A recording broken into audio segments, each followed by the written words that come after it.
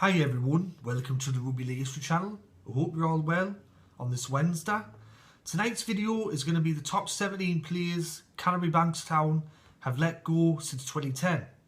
Before I start that video though, I reached 1,000 subscribers as of today. I'd just like to say thank you to everyone that's subscribed to my channel. Everyone, all 1,000 of you since March 2020. Unfortunately, I couldn't do a live stream party. I couldn't do a live stream to thank everyone or do any videos of that nature because apparently, according to YouTube, I'm not eligible to start live videos. Apparently, my phone is not the latest model or it's not past iPhone 8. So unfortunately, I couldn't celebrate the way that I wanted to. But I did do a video thanking everyone on my Instagram page. So if you've got Instagram, head over to Rugby League History and I've got a 6-minute video where I thank everyone and I mentioned some people personally and I thank everyone that's helped me reach 1,000 subscribers. So thanks very, very much for that. Anyway, getting back to this video. So Canterbury-Bankstown, over the last 5 or 6 years, they've been a basket case. Same as the West Tigers, they've been a basket case club. They've had a lot of off-field issues, a lot of on-field poor performances. Not necessarily the players' fault. There's been a lot of things behind the scenes with salary cap mismanagement and all that. But if you're a Canterbury fan out there, it must be frustrating sometimes when you're losing games or you're down towards the bottom of the table and then you see someone that used to play for the club or could have potentially played for the club and they're playing somewhere else and they're doing well and they're winning premierships. So I've devised a top 17 players that Canterbury have let go or have had the chance to sign but have turned them down for whatever reason. I also want to mention that this is not an attack on Canterbury or their fans. I said that in the West Tigers video. I still had a couple of people that I was debating with saying that I was attacking the West Tigers, even though I did specifically say in the video that this wasn't an attack on the West Tigers, but just want to put that out there that this is not an attack on Canterbury fans or the club. This is just stating some facts and just my own personal opinion. So anyway, let's get into it. I'm going to go from fullback all the way to the bench. So coming in at fullback in this team is Ben Barbie. The wingers, Brett Morris and Corey Thompson. The centre pairing of Josh Morris and Krisnan Inu. The 5'8", Cameron Munster. The halfback, Trent Hodkinson. The props, James Graham and Marty Tapau. The number 9, the dummy half, is Damien Cook. The second row is Sean Lane and David Stagg. The lock is Dale Finucane. And on the bench, Reid Marnie, Herman Esse, Dave Clemmer and Reese Martin. And some other honourable mentions, Curtis Roney.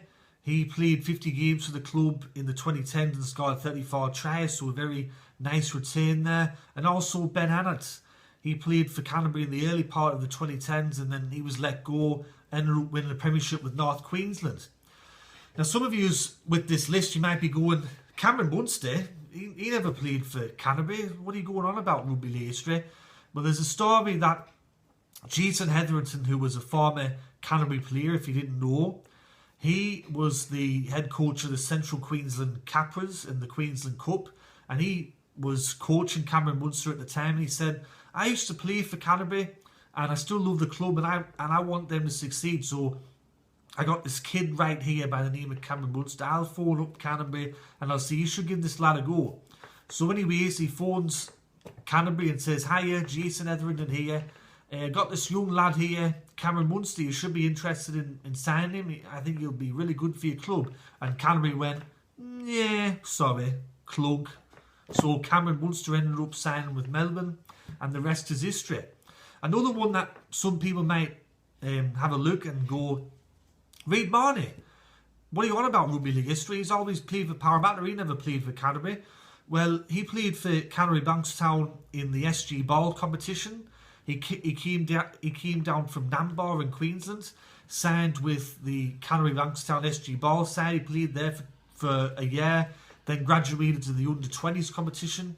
But at the end of that year, for whatever reason, the Canterbury-Bankstown hierarchy weren't impressed with Reid Marnie. They said, look, sorry mate, you're too small, You're never going to play first grade. All right, catch you later. Best of luck with your life.